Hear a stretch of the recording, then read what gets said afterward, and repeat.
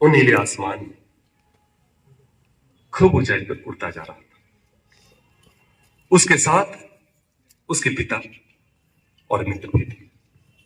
सब बहुत ही ऊंचाई में उड़ने वाले पक्षी थे। उनकी निगाहें भी खूब तेज थी।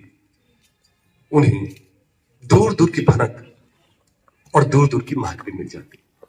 एक दिन वो नौजवान पक्षी जमीन पर चलती हुई एक बैलगाड़ी को देख लेता है और उसमें बड़े बड़े पूरे भरे हुए हैं और गाड़ी वाला देख लीजिए चिल्ला चिल्ला कर कहता है, 2 दिन के लो एक पंख दो, 2 दिन के लो एक पंख दो, 2 दिन के लो एक पंख दो।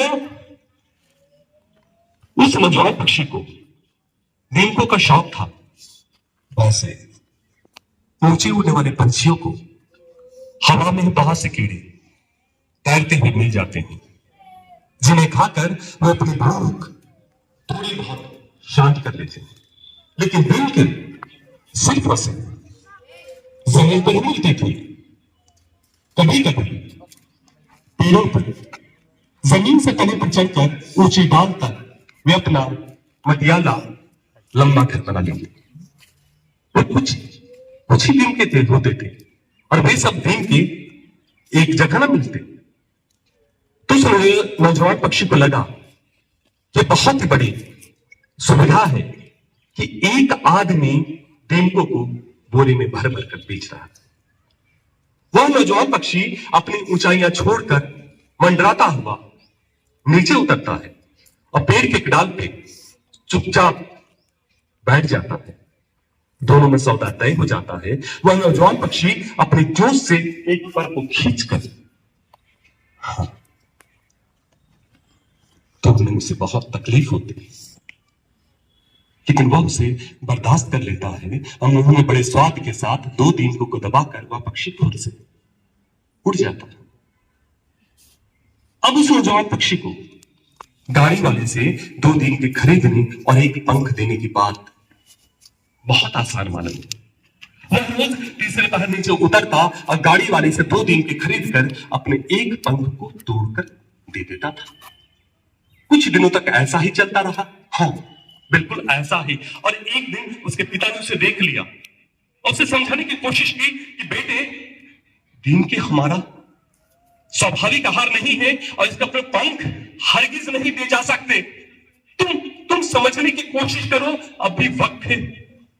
मैं कह देता हूं, बाद में तुम बहुत पछताओगे।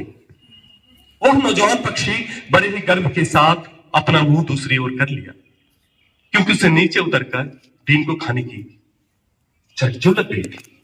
अब उसे दूसरे कीड़े अच्छे न लगते थे, न फल के दाने न अनाज के दाने। दीमकों का शौक उस पर हावी हो गया था।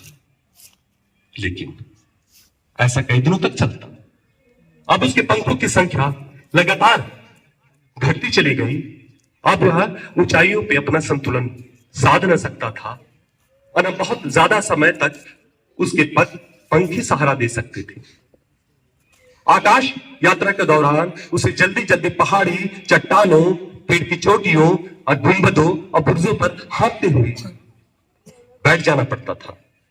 उसके परिवार वाले तथा मित्र ऊंचाइयों में तैरते हुए बहुत आगे निकल जाते थे, बहुत आगे निकल जाते थे, और वह नौजवान पक्षी होकर भी पिछड़ जाता था, पीछे रह जाता था। लेकिन दीमकों का शौक जरा भी कम न हुआ। वह दीमकों के लिए अपने पंख को तोड़ तोड़ कर देता रहा। फिर एक दिन उसने सोचा,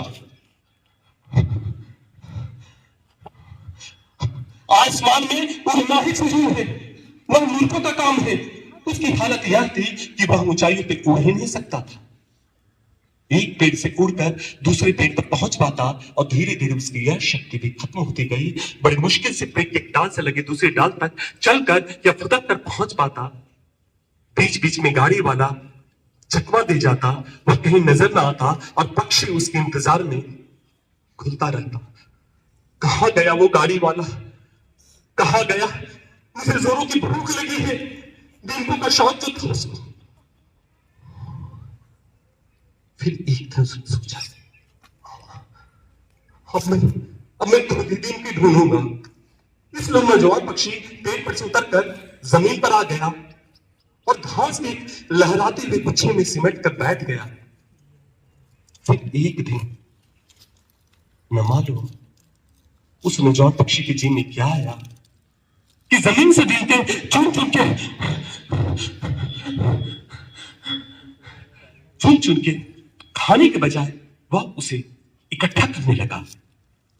अब उसके पास दीमकों के ढेर हो गए।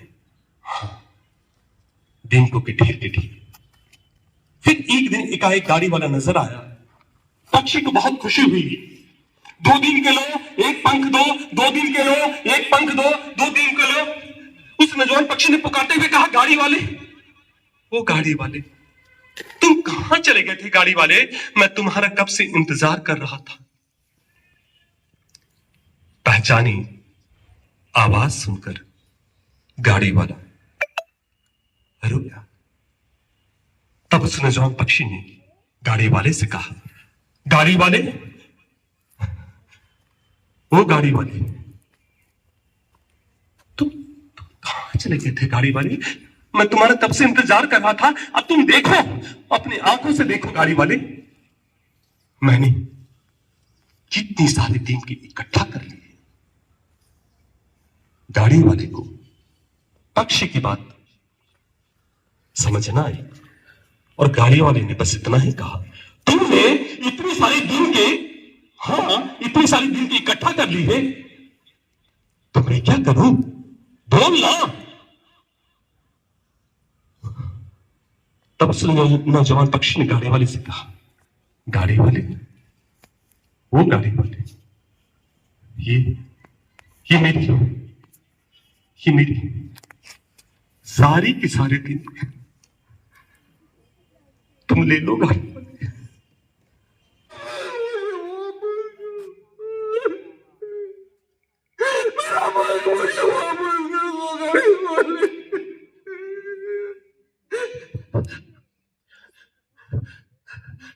ये सारी के सारे दिन के ले लो गाड़ी वाले, लेकिन मेरा पग मुझे वापस कर दो गाड़ी वाले, मेरा पग मुझे